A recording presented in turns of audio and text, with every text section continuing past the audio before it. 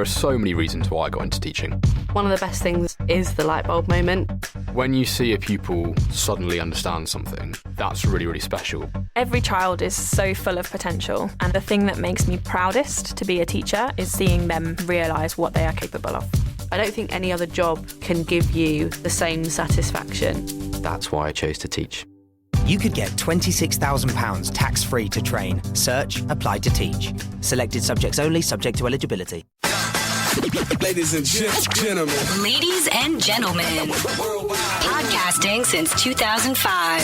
Check it out. You're listening to Gamertag Radio. Back on the scene. With your host, podcaster Hall of Famer Danny Pena, the always opinionated Paris Lilly, and from outside of the norm, Peter Toledo.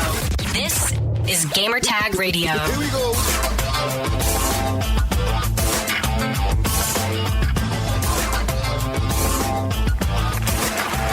Welcome to Gamertag Radio, episode 645. This is your host, Danny. And joining me this week, only Pete. No Paris this week. Only Pete. Wow, you make it sound like...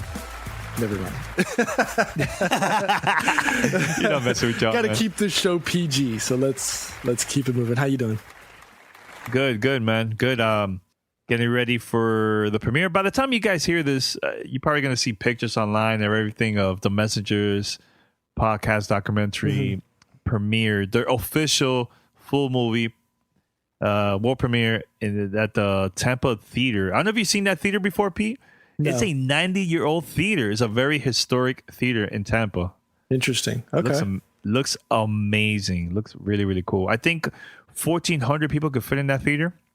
So they're always having like concerts. They play movies there all the time, especially indie films and stuff. So, but you got to see my outfit. What's your thoughts? Your thoughts? As someone who is rocking the bow tie in my Twitter pic, I have no room to talk. Okay. It's definitely out there. It's different. Not very different. Not something I would expect someone like Danny Pena to be wearing. That being said, it's very stylish and dapper. Shout out to you for stepping out. And like I said in the chat, I am surprised. I'm surprised it's not an emerald green bow tie. It's almost as if you're renouncing your emerald throne. For those that don't know, and if you haven't seen the pictures, go to my Twitter account or Facebook and so on.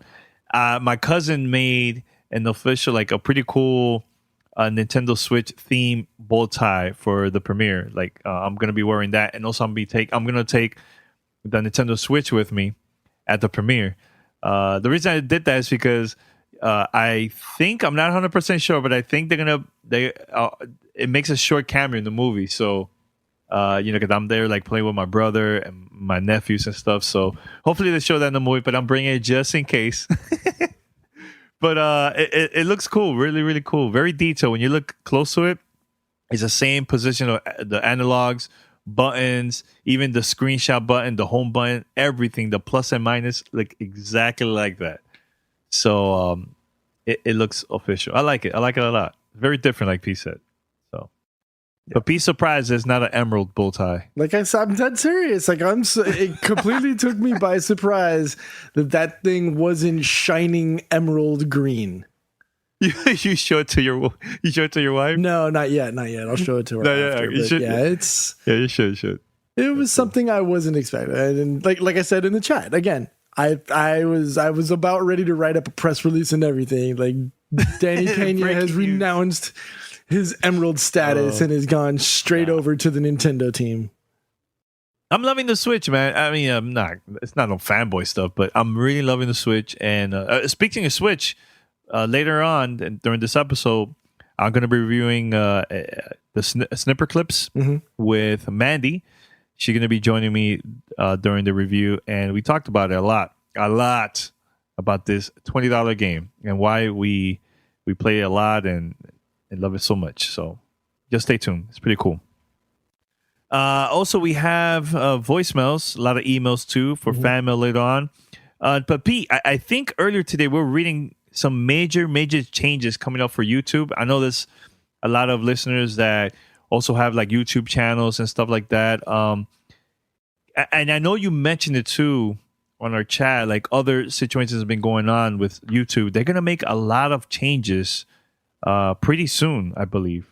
If they're not already going on, I know that some of, if not all of, the at least the YouTube streamers that have been utilizing what they call fan funding, looks like YouTube has essentially shut that down moving forward.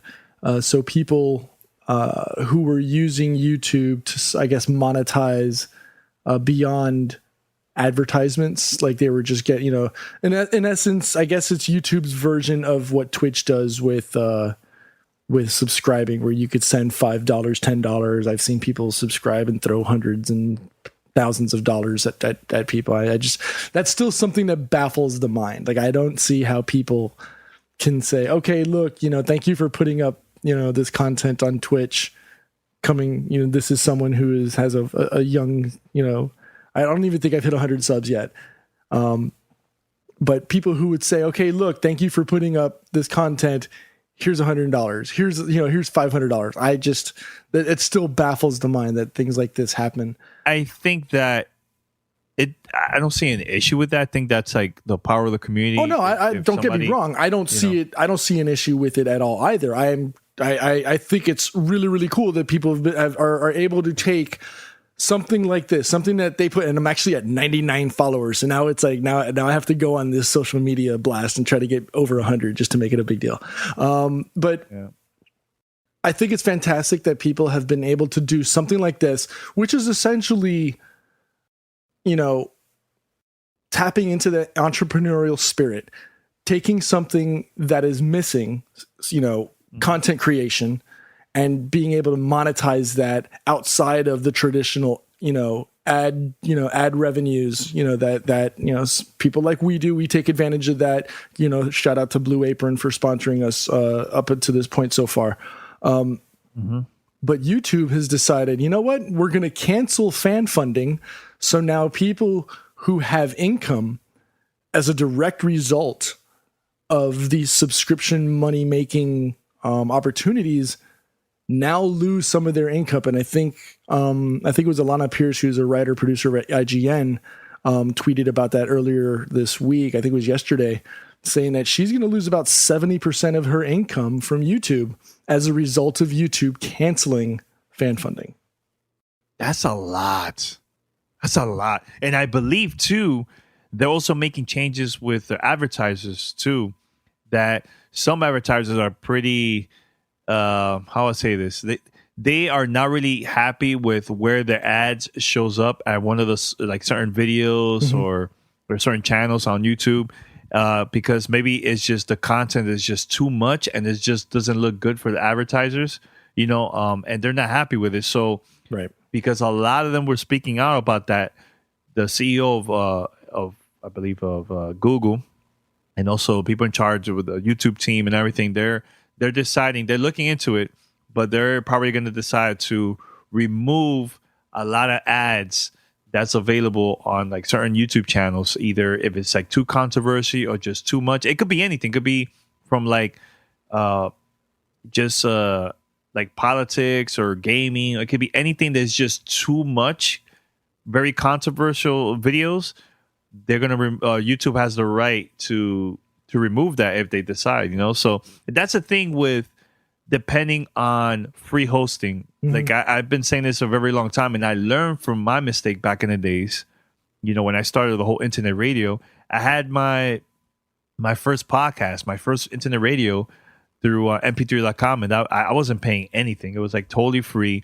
So the way I was making money was every time that someone will stream my content, I would get paid from that, right? So I'll never forget this. I got my first check, $500. I was super excited. I'm like, man, I got to continue posting more content, more stuff.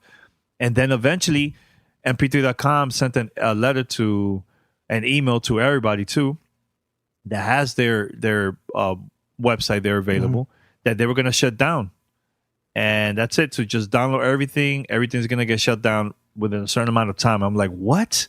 Because they ran out of money. There was no advertisers at all, but they lost a lot of money. So from that situation, I said to myself, I've never going to use free stuff like that and depend on that so much, because anything could change. Anything could change in the future that's going to affect my business.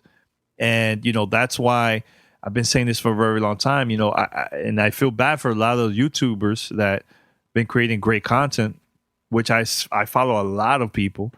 Now YouTube decides to make some changes. There's nothing that a YouTuber could do, because at the end of the day, it's up to Google, it's up to YouTube if they want to make these changes, because they're the ones paying these bills, not you, the content creator. Am I right? No, and it's not like this is just out of the blue, right? YouTube made a notification. They made, they put this out there. Like, I think it was early January that they were going to shut it down. That fan funding was going away, and it wasn't because. I'm actually, as I read more into it, it's not that it's, they don't want people to donate or to support these content creators. They just felt that they weren't getting what they expected as a result, right? So they thought by doing this that they would be able to support creators that weren't just original content creators, people who were doing live streams and stuff like that. They were under the impression of something like this because it's been around for many years. And they knew, and so the creators knew that come the end of February, it was going bye-bye. So, it's a shame, but hopefully if they've got something coming up as a replacement, because the people that have, this is a form of revenue that people, support themselves and their families with. By taking this away, it hurts them. And I don't know if what they're calling super chat, is going to be the answer. Right. So I think too, Pete, if let's say, if you've seen there's so many changes with YouTube that's not helping you, go with Twitch and maybe become a Twitch Prime member. Maybe that will help, because at the end of the day, that right there, you're paying something for like extra features that's not available for the free version. Well, at least something like that. In my opinion, the cool thing with the whole Twitch Prime thing is, as an Amazon Prime subscriber or Amazon Prime member. Yes, you get one free paid subscription a month. So you can, whatever would be, I guess, a nominal fee towards that Twitch, that the Twitch broadcaster would get something, as opposed to you having to pay. And it gives you an opportunity to open up and risk-free subscribe to a channel once a month. How much the broadcaster actually makes, I don't know the specifics of, and I don't want to try and talk outside my realm of knowledge, but it's things like that take this new medium, because if you think about it, it's still a relatively new medium as a whole. Original content creation on YouTube and on video channels. It's still relatively new. And a lot of this, at the end of the day, because, this is America and this is a money driven system that we live in. The people over at the major networks take notice of something like this. It's taking away potential viewers from, their typical broadcast channels, and it could hurt them. It may not be the large shellacking that the cable subscriber or the cable providers are seeing as a result of things like Netflix, who are just destroying it online. But yeah, it's doing something. Yeah, we'll see. For those that are listening, let us know what you think, your thoughts and everything. And but people, we're going to take a short break, and once we come back, we're going to review Snipperclips with special guest Mandy, and after that, It's all about fan mail, and maybe we might have the return of Paris. Oh. He's coming back. Oh. We'll see. Oh. We'll see. Stay tuned. Only here on Gamer Tag Radio. Welcome to Play It, a new podcast network featuring radio and TV personalities talking business, sports, tech, entertainment, and more. Play it at play.it. Back on the scene. This is Gamer Tag Radio. Voicemail at 786-2737-GTR. All right, so we have a review here for this week's episode of Gamer Tag Radio. Snipperclips. This is for the Nintendo Switch, developed by SFB Games, published by Nintendo. And also I have a special guest here because she also has a Nintendo Switch. Mandy, she's back. Yay! Hi again, guys. I'm just gonna magically appear all the time for Switch discussions. Switch discussions, yeah. Awesome. So how's everything with the Switch? And I know you had a trip to Florida, right? Yeah. So I got to take it for travel. Flying, really test how portable it was. Yes. And I'm honestly impressed. I got a little over 3 hours on the battery, kind of like we had discussed before, but I plugged in my power bank, and it's a really slow charge when I'm playing. So I played for another, 20 minutes, and then was like, oh, I'm going to take a quick nap because I was getting in kind of late. So I was like, just cause. And left it charging, but put it into sleep mode, set it away. And 30 minutes later, pull it out. And I went from maybe 15% up to about 50 in a 30-ish minutes on the power bank. I was like, dude, that's another couple hours of playing. That's good. That's good. Because you have it on sleep mode, so that's good. Yeah, I had it on sleep mode, and it was I took the bus out to the airport, so I had, walked out to the bus, hopped on the bus, popped it out, started playing. Oh, we're coming into the airport. Okay, literally threw it back in its case, put it to sleep, threw it back in the case, dropped it in my bag, and was able, once I got to my gate, to sit down, pop it back out. So it really has that kind of handheld portability to it.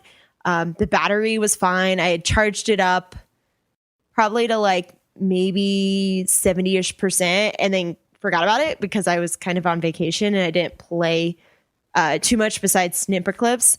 And a week later with it in sleep mode, I popped back out. It was oh, it's in the 10%. I should probably charge it before I fly back. You finally played the game with your family or what? Yes, it was actually quite hilarious. So we obviously I was traveling, so I hadn't thought to recommend they get or hadn't bought a USB-C to HDMI, so we couldn't hook it up to the TV, but we set it up on a little table and all of us kind of scrunched in on the couch and played. Yes. And it was hilarious. We had a couple were all right, we're getting started solving these puzzles, and then it was one that it was not my fault, but it was actually totally my fault. One puzzle that was just kept ending badly over and over again, and it devolved into an argument of just work together. I'm going it's fine. No, don't do that. Immediately fails the puzzle. Oops. Yeah, but I mean, we got to talk about for those that don't know much about the game. Yes, it's basically a puzzle. It's a puzzle game where you could play, one player, two players, or actually you could play up to 2 to 4 players to co-op or competition wise and so on. So I had the chance also, Mandy, to play 4 players with my nephews and with my brother. We were having a blast. Really, really tough. With 4 players, really tough. Because that's everybody needs to work together in order to solve these puzzles. Each person is a character, a different color. And you could, based on the puzzle, you could cut each other up. Maybe to go to a certain area, or maybe to carry something like a ball, or there's random stuff in order for you and others to solve the puzzle. So if you play by yourself, one player, you could switch characters because there's 2 characters in there, a red and yellow, and at the same thing you could cut it up. You could bring it back how it looks normal, and so on. So I think that the thing that I love about this game is that you could actually play local co-op. And to me, we've been missing that a lot in gaming. And that's the thing that Nintendo has always been really good at the whole, local co-op part of gaming. So this game for $19.99, $20, I think it's like a must-have if you a Nintendo Switch owner, in my opinion. Because the thing is, you play this game and there's no instructions like how to actually finish it, how to solve it. Yeah, You have it's to literally figure it just out. like here's what the controls are. Good luck. And we had that a few times. So for me, it was really entertaining. And I will caveat this, like any game, if you play multiplayer, that you should definitely play it with the right people. Yes, like the yes, first couple of puzzles seemed really easy for us. And it was mostly me and my dad playing, and it was actually really hilarious because we're like, all right, is this like it? But then we got to a puzzle and we're like, what are we doing here? And there was this moment of confusion where we're kind of arguing over what we think we're supposed to be accomplishing. And then we did a couple like, all right, let's press this button, let's do this thing. And we're like, okay, we got it now. And then it's like it devolved into the hilarious type of argument of like, how are we going to best accomplish this? Like, go with my idea, go with your idea. We finally agree on an idea. Well, then we keep messing up doing everything. Reform, start over. So yeah. To give context is you're not just solving puzzles, or well, you are just solving puzzles, but you have two characters that kind of look like ice cream, and you have the ability to clip out of the other people. So it's like if I need to make a square, I'll turn myself around and clip on my partner or one of the other players and turn them into a square. And so you're kind of cutting out of each other. And if you mess it up, you can reform, jump. So you kind of have to get creative in thinking about like, how would I solve this puzzle with a shape or with shapes? How can we, make this work for each other? The other parts I haven't really used is try the compete 2 versus 2 to see who could solve the puzzles first. I think I only been trying the 2-player co-op and also 4-player co-op. But I mean, the options are there. And the thing is, I played also with my fiance, and we've gotten really, really far. And the best part is once we figure out a puzzle and we solved it, man, we looked at each other, high five from far away. So I love it. It's really, really good. Yeah, I like that it's fun with I haven't done the competitive either. It was just fun to like do the puzzles and kind of like, I don't know, half of the fun is the failure or the like, we just messed that up. Like I had posted a screenshot from the one puzzle that was totally my fault, being like, I might have made this happen. And it just kind of like devolved. We're all like, no. And, it's interesting because you think about like, there's always all these puzzle games and all the critical thinking and stuff. But this was a really fun way to kind of do something silly, but having to think about it. And, when you fail, then you have to think harder, like the way puzzle games go. Like, oh, we just did that wrong. Let's try this again. How would we make this work? And so like the idea that it's this, essentially the equivalent of arcade game, it's $20. Was kind of like, this is exciting. Now, granted, if you're not too interested in like, I guess, either puzzle games or, the local co-op, which I think is probably one of the most interesting parts about it, maybe it's not for you. But I feel like most people who have a Switch and are willing, like, want to play are going to enjoy this. Yeah, definitely. And the thing is, don't get me wrong. Yeah, the puzzles are easy at first, but let me tell you, where I'm at right now with my fiance, it is tough. It's getting really, really difficult, but it's cool, man. Because I think it's good because I think that everybody will figure out a way how to solve the puzzle. It's not everybody gonna have the same solution. Oh yeah, maybe very, very close, maybe close to it, but it's not 100% like the same based on based on the solutions you have in the game. And that's the fun part is that it's one of those that that's how we got through one of the puzzles was quite interesting because I'm like, all right, let's do it this way. And we like made it part way through and then failed miserably. You're like, all right, let's stop and think about this. My dad's like, all right, let's do it that way. And it, we messed it up a couple of times, but his way ended up working. And it was just removed enough. So I think that was the fun part, was having, you know, a group of people sitting on the couch playing. I do wish we'd been able to throw it up on the screen so more people could have gotten kind of watched and been entertained. But that's really just like having the setup. And it was quite entertaining. Like the kind of silly arguments that break out over how to do it. And then, all right, we'll try your way first. Oh, your way failed. Now we're doing it my way. And, you know, that made it fun, because it's been a while since I've had a co-op game have that sort of puzzle related entertainment. There's a few that have been like co-op-y, like, okay, but not quite in the same way. In the same way of like cooperation to that sort of degree to solve a puzzle. So I enjoyed it. I know people are going to ask you, how was it for you playing, and your father too, like using the Joy-Cons for this game?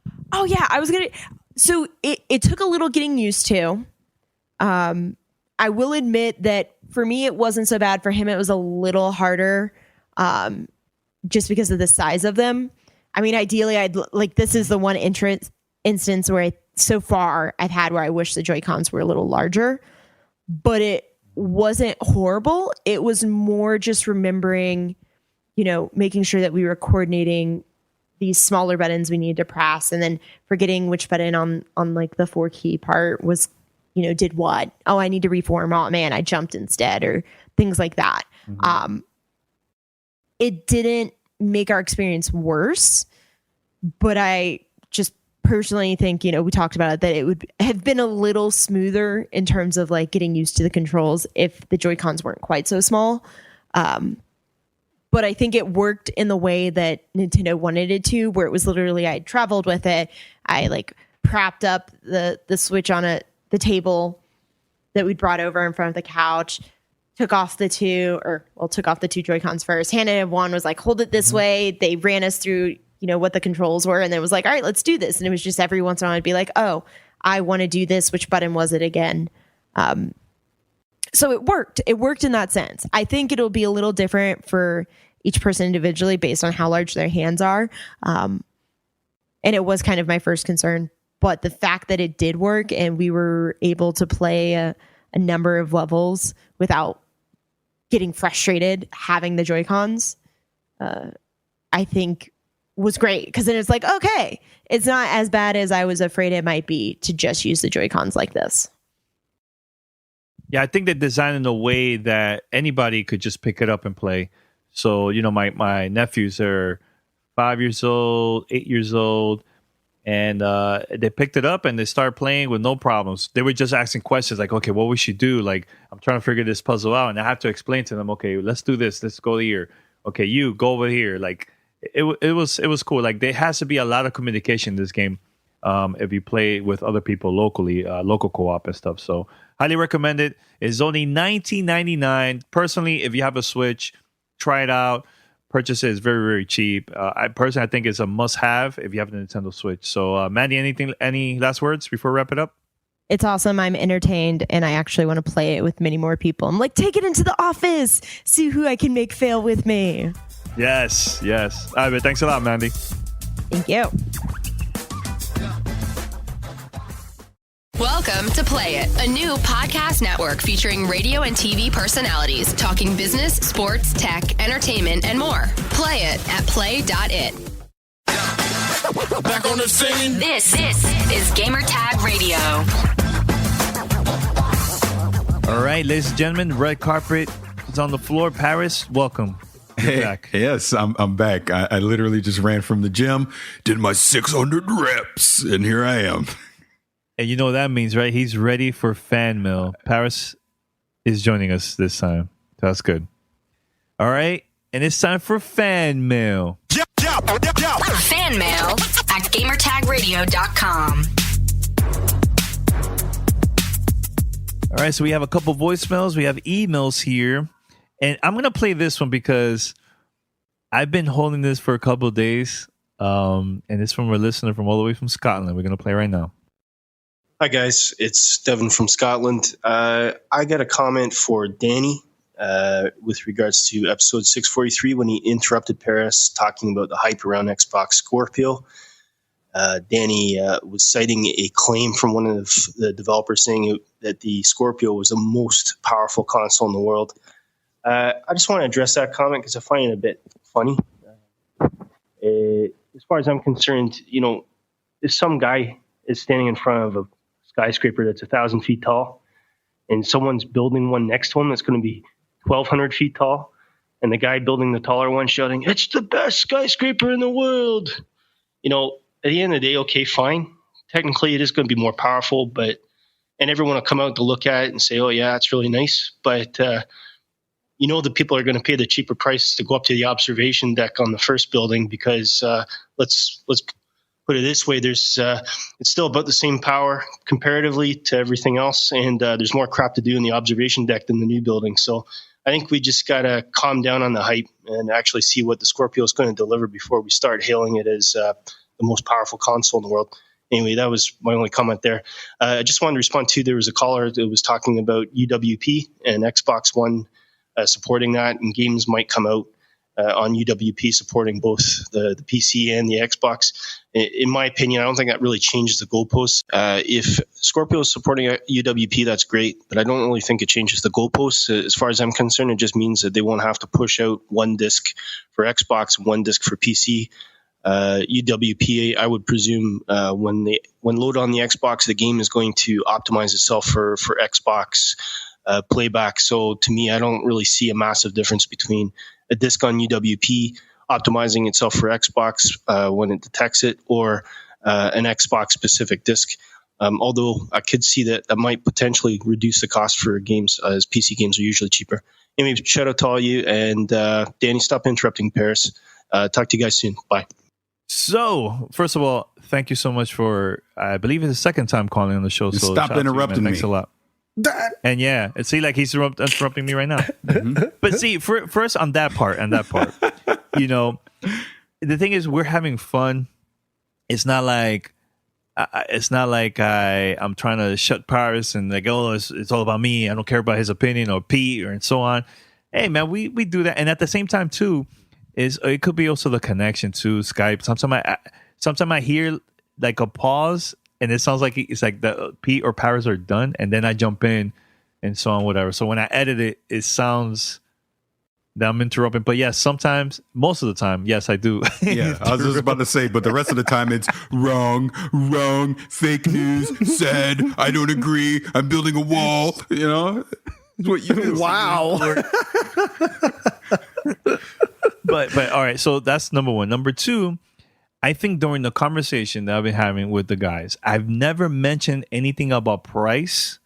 We were just talking about power, and I said this is from a developer's quote, not mine, not Pete, not Paris. I said from a developer that's working on the game for the Scorpio. But now, do I?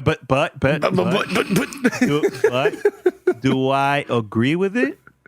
Or disagree? I don't know. I don't know. I have a huge question mark because I am that type of person that I would like to see it once they announce during E3. Number three, and my final one, because I know the guys want to say a few things too.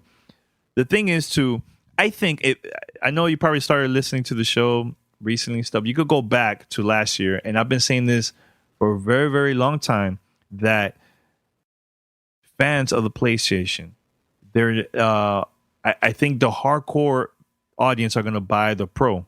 Paris bought it. I know a couple of our friends bought the PlayStation 4 Pro. But at the end of the day, the regular consumers that don't care about 4K, don't care about power, they're going to go with the cheaper version because that's cheap.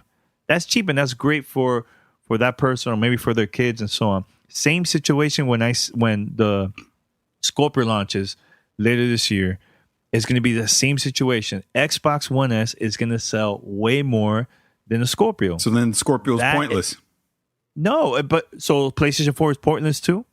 Well, going by your logic, it is. You're basically saying that to the average person, why even bother with getting the half measure upgrade console? Just stick with what you got. That's what you're saying. No, what I'm saying is that's for the hardcore audience, but the majority is going to be for the cheaper version, and you're still getting that same experience. The only difference is it just looks a little bit better than the other. So then you agree with what I said last week then?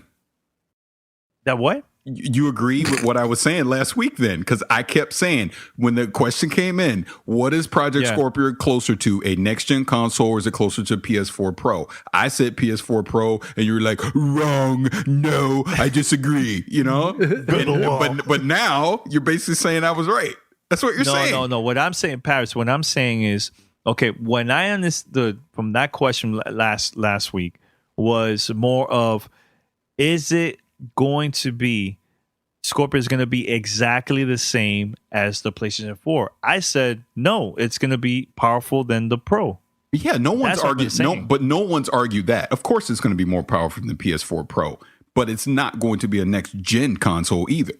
It is just a more higher powered, souped up Xbox One S that plays games in 4K, but it's not doing something next gen. It's going to do the same thing that the Xbox One S does, only in 4K. But the thing is too, and we have to mention this too, is like, we really don't know. Of course not. We don't know nothing until E3. Right now, we're just coming up with random crap out of nowhere, and it's like we're not 100% if this is true or not. Now, the way how the Xbox team has been talking about and promoting online and you know, posting hints here and there, it doesn't sound like an upgrade though. Like the way how they're, I don't know. Maybe just me. Wait. See, I feel like you're contradicting yourself here. But jump in if I'm off base here.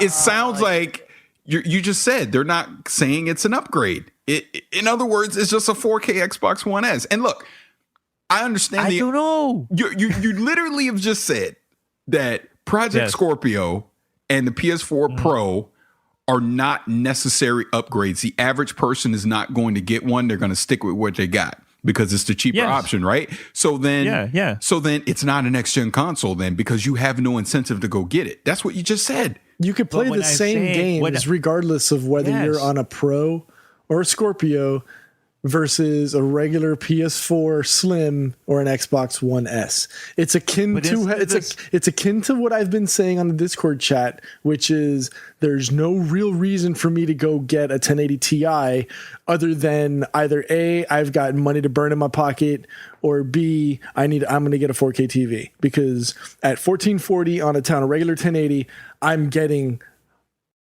in my opinion, an amazing experience graphically. There's no reason to upgrade. There's no outstanding reason that encourages a consumer to go out and buy a Scorpio if they've already got an Xbox One S, other than if they got a 4K TV. Because at the end of the day, that's really the only bonus you're going to get. The game isn't going to change. Can I say something? Yes. No. Okay. Fake news. When I'm saying Paris, I'll see you in court. Fake news. Sad. No, what I'm saying is, Paris, is that to us, we're probably like, it's an upgrade, whatever, right? But the way how maybe it's just Microsoft, the way how they're marketing things and promoting things and saying things online, they make it seem like this is like some next gen stuff. That's what I'm trying to say. And also too, Paris, you and Pete, there are PC gamers. You guys make it seem like PC is next gen all the freaking time. Every time you upgrade your PC. But wait. So why it can't be the same with consoles if it's an upgrade? Here's why. They're also upgrading stuff. Here's why. I can play games in 4K 60 frames per second if I so choose. Can't do that on the Scorpion.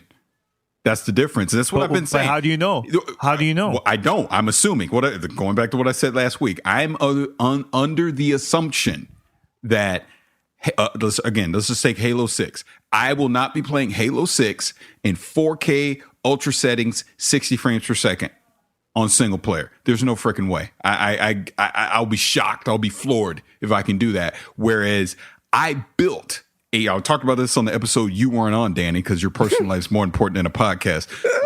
But I added it, punk. I know. No, but my point is, the last episode, I even was saying to Pete, I built my PC to play The Witcher 3 in the ultimate fidelity that I could, which was in 4K ultra settings and damn near 60 frames per second. That's why I built the PC that I did at the time, right? So when you talk about Project Scorpio, unless it does that, to me, that's not a next gen experience. That is just, a higher resolution Xbox One S. And you just basically said that's exactly what it is. The same as the PS4 Pro is compared to the PS4. And also, you have to understand when people say, not just Paris and I, but when other people say that PC is the ideal experience, there's games that release on console that when people get to play it on PC, they have to download additional assets to get that stuff. You can't do that on a console. You can't download those additional graphical thing. I believe it was Fallout 4 that did it.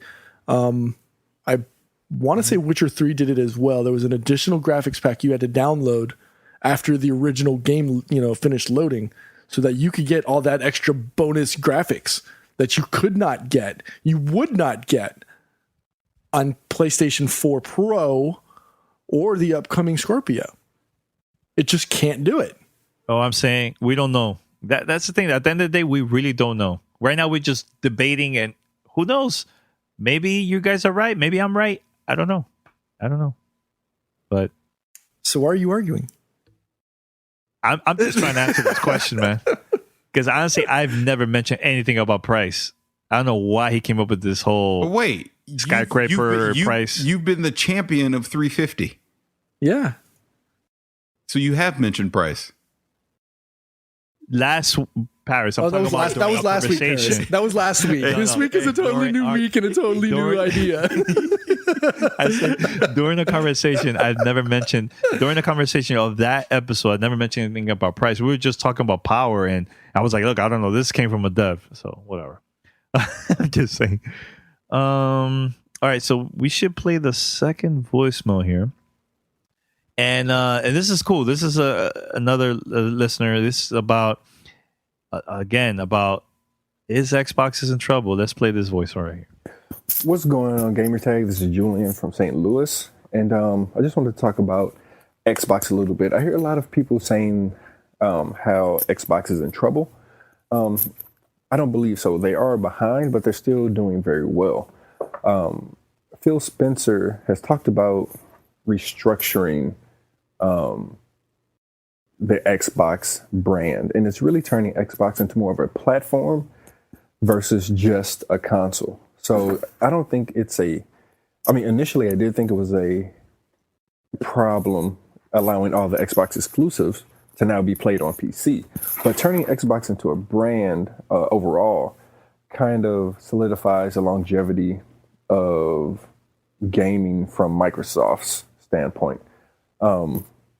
I do think that in the next year or two, we're going to see kind of a resurgence of that old Microsoft or that old Xbox that we saw with 360. I really think that we're going to see a lot of good stuff popping up at E3 this year.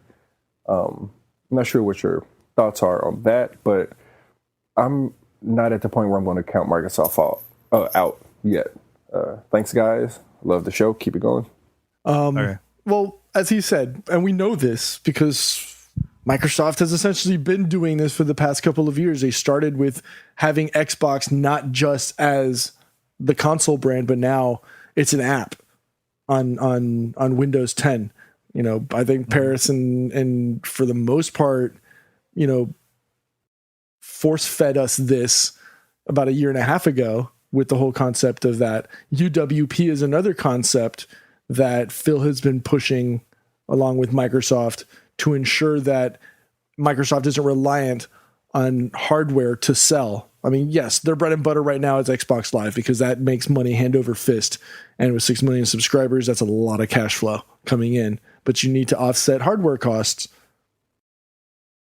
So with that being said, and it goes back to the concept of Scorpio. Scorpio isn't going to be the money-making endeavor that everybody thinks it is. It's a niche product for a niche market. And all they're trying to do is they don't care whether you play on Xbox One, on Xbox One S, if you still play it on Xbox 360, or if you play it on Scorpio, or you go out and you buy, a machine, as long as it's got Windows 10. You're still playing an Xbox, and that's all they care about. $60 is $60, and they don't care whether it's on a disc or it's a downloadable if it's downloadable on your PC. So whether they're out of trouble yet, it still remains to be seen. The Scorpio pre-announcement event that people have been speculating about, that's happening pre-E3, and the E3 event is going to, I don't want to say it's going to make or break them, because Microsoft is still a powerhouse in this industry, but it's going to go a long way to determine whether the viability stays longer term than initially expected. Paris? Well, I mean, I'm trying to think how to say those other than what we've already talked about, with regards to this. I feel like, see, here's the thing. When you look at games like Fable and Scalebound and all this getting canceled, what else are their internal studios working on? And this has been the thing that we've talked about over the last few weeks. I just see their exclusive lineup being very paltry, probably for the next couple years, unless they're really sitting on something super secret. I talked about it again. For me, Forza, and I guess the rumor now is it'll be called Forza X, because I think it's going to be the 10th one in the series. Forza X, Crackdown 3, Sea of Thieves. That's not enough for me this holiday. So we probably know we'll see a Halo 6 or whatever next year. And then probably 2019, we'll see a Gears 5, right? But you need to start sprinkling in more games along with that, to entice people to want to play things on your platform. But like we said before, I agree with what Microsoft is doing, the road that they're going down, taking Xbox from just being a console and turning Xbox into a platform. And like Pete just said, doesn't matter. They don't give a crap where you play it on, as long as you're playing their games. But at the same time, you need to give me games that I want to play. And that's where Microsoft could potentially be in trouble if they can't beef up their internal library in the next couple of years. Whereas we see a lot of the stuff that Sony's doing. Look, love it, hate it, like it, I really don't care.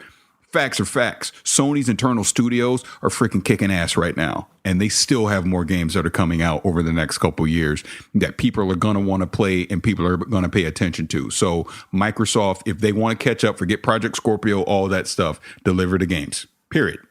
Got good games, I will be there to play them. Doesn't matter the platform. All right, so let's play the next voicemail. This from a caller all the way from Las Vegas. Hey guys, it's Leo from Las Vegas checking in. Really appreciate your show. Keep up the good work. My question is, you guys briefly talked about Xbox Scorpio and Microsoft HoloLens in the last episode. My question is, why is it, and I think Danny brought it up briefly, and Paris and Mandy shot it down, but why is it that you guys don't think that Microsoft would try to have the HoloLens work with Xbox Scorpio? When you consider all things, the HoloLens, I believe they are pushing the release date now for commercial release in 2018. The Xbox Scorpio, with its immense graphical and processing power, should be able to handle something of this nature. And Phil Spencer himself already said he's not really thrilled with VR. So what do you guys think about Microsoft really trying to push the envelope with augmented reality and the HoloLens being the next frontier? Thanks, guys. Keep it up. All right, Pete, this is about the Xbox Scorpio and HoloLens. Your thoughts? I'll tell you why I don't think Microsoft will package HoloLens with it. HoloLens has a purported $3,000 price point, and there's no way they're going to put that much effort and money into a product to cut a cost and try to bundle it with Scorpio. I mean, at $3,000 is a monster price point. I don't care what tax bracket you reside in. That's a lot of money. Isn't that for developers? That's not the retail price. That's for developers, OP. Yeah, so that means it's going to be... Look, $3,000 is the price point because it's not at market right now anyways for the public. There's no way that they're going to market and put that into, and even if they sell Scorpio at that mystical 350, which there's no way it's going to happen. Even if they sell it at 350, there's no way they're going to put this together with a product that's going to overshadow it. We don't even know if HoloLens is going to be able to function with Scorpio. I mean, I don't see it happening. I don't think if we get it, we're going to get a very, very stripped down version of HoloLens. And for that, why even bother? You might as well just go back to Kinect. Okay. Paris, do you have any comments about that? Because well, I mean, my comment on it is I don't think Microsoft is going to go down the AR road anytime soon with HoloLens. Again, when we tested it out a couple years ago, there's no way in hell it was ready for any type of mass consumption on a consumer scale. So they said at E3 last year, VR. They didn't say AR. They said VR. I just don't think they're going to do VR in 2017. They'll probably, push VR with, like I said, whatever the 2.0 product for VR is going to be in 2018. That seems to make the most sense. HoloLens will eventually come along. I just think we're still way too early in the game for it to expect it to be, on a mass scale that they're selling it with a console. So I don't see it anytime soon. Right. And according to the WindowsCentral.com website, $3,000 is the price for HoloLens. Now they have been working with product owners like HP, Asus, Lenovo, Acer, and Dell. They're going to have affordable VR headsets using the API of Windows Holographic, bringing it to market at around $300 a headset, which puts it at or about the same as PlayStation's VR headset. And for the most part, most of those mid-range headsets, I'm not going to put it in the same vein as a Vive or an Oculus, because that's $600. That's not the market they're going for, especially if it's going to be anywhere near the Scorpio. So again, if you get it bundled in with Scorpio, it's going to be a stripped down version of what HoloLens could be. If you want the full HoloLens experience, you need to come out of pocket heavy at $3,000 a box. Again, that's for developers. I think if they release this for the consumers and it's in stores, in Best Buy and everywhere, it's not going to cost $3,000. You didn't listen to anything I just said, did you? They're coming to market with the affordable stripped down version for $300 that uses parts of Microsoft's holographic platform. And it's going to have a HoloLens like AR headset, but you're not going to get the full HoloLens experience. It's a $3,000 unit. Okay. But we don't know. That's the thing, Pete. We really don't know until in the future when they make more announcements. Like right now, I feel that you're saying that. Why are they going to have different versions like that? Like I don't know. A stripped out version? All right. I'm just going by WindowsCentral.com. It's. I think they're going to have a little bit more information on this. So, do they say? Did they say like what? Did they say when it might be officially out? No, they didn't, because at the end of the day, these things are still 2 or 3 years away from the public. They're nowhere close to bringing this to market. They're still trying to figure out everything. You don't jump into this, although Microsoft has done this with other things, but they're not going to jump into market with a half-baked concept and not have a full project plan laid out of how they're going to address each and everything. And again, yeah, at $3,000, it's not going to be something that you can easily go to the Best Buy and pick up. It's going to be akin to that. What was that big table that Sarcastic Gamer joked about years ago? You remember what I'm talking about? The table? Mm-hmm. Yeah, the Surface. Was that the Surface table? I think it was called Surface, yeah. Okay. Well, that. And they released a tablet called Surface also too. Yeah, but I'm talking about the thing that people were expecting. I think you and I played with it at a hotel like many years ago. Yeah. Yeah, that's the Surface. Yeah.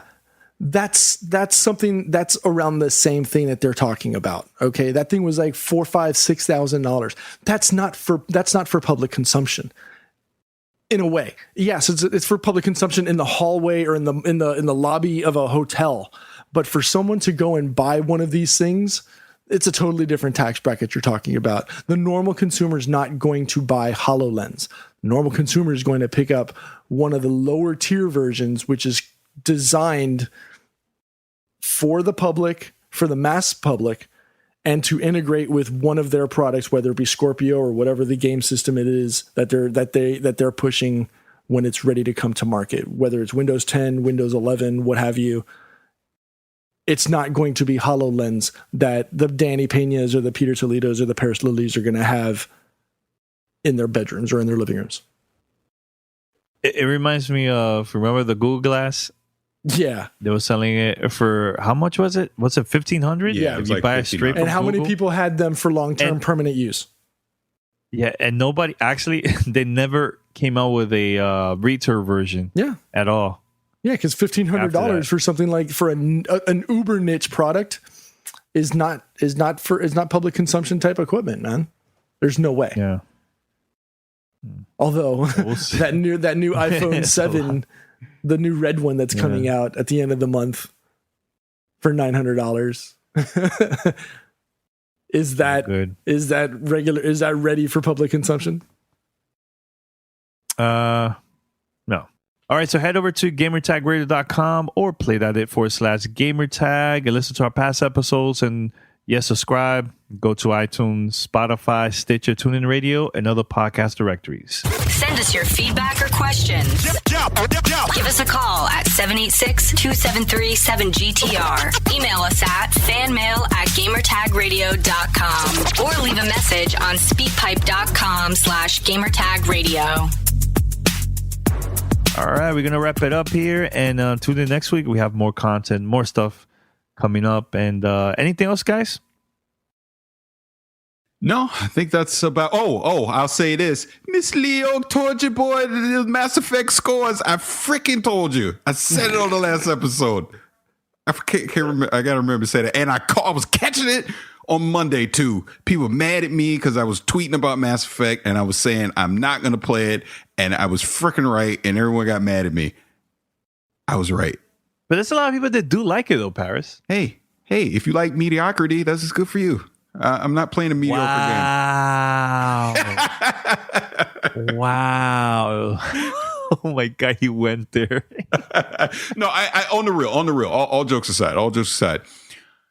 Yeah, I mean, it's a 7.58 type of game. It's not that it's bad, but it's not great either. For me, I want great when I talk about Mass Effect. If it wasn't called Mass Effect and it was called Danny and Pete in space, then no one would play it. But because but because it's Mass Effect, I want it to be amazing. And it sounds like, because I've not played it. So I'm saying this from a point of ignorance. I'm literally only going by impressions and things that I've seen on the internet. But by those impressions, this is shaped up to be a very average game that probably could have used another 6 to 9 months of development time. And whoever wrote the script for this probably should have been fired and they got someone else in there. That's what it sounds like to me. I know that is harsh, and I know people get mad at me for saying this, but it's just the God honest truth. I've said it before. I'm going to say it again. The Witcher 3 has set the bar. And if you don't reach that bar, then you're in trouble. Because that is the new gold standard for this generation. Zelda has obviously gotten there. Horizon Zero Dawn has obviously gotten there. Mass Effect, not so much. What are the odds that Paris gets Mass Effect Andromeda in 2017? Wait. Let's clarify it. Paying for it or someone gives it to me? No, coming out of pocket. You're coming out of pocket. Probably 20%. Because okay, let's be real. Let's be real again. Let's break it down. Let's just be real. Yeah. I'm about to jump back in Destiny because I'm play the Raze a little bit, right? I'm still playing Ghost Recon. I got to finish Horizon Zero Dawn. I'm going to play Zelda at some point. You know, Destiny 2 is going to come out. Mario Odyssey is going to come out. So, you know, Red Dead's going to come out. On and on. I mean, let's start adding it up. At some point, Mass Effect just gets pushed further and further down the list. That's all I'm saying. Is this Arkham 2017 all of a sudden? Not even that, because I was dumb enough to buy Arkham. So yeah, you had that before launch. That's true. You had that pre-ordered and ready to go. Yeah, I pre-ordered.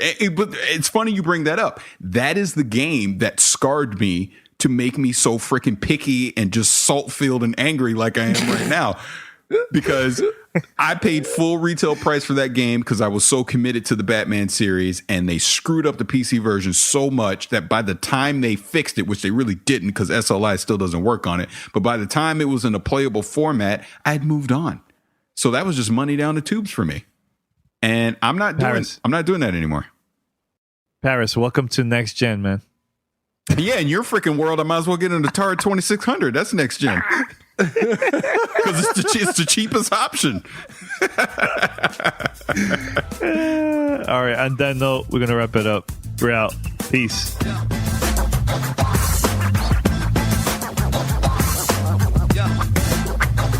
Screw you.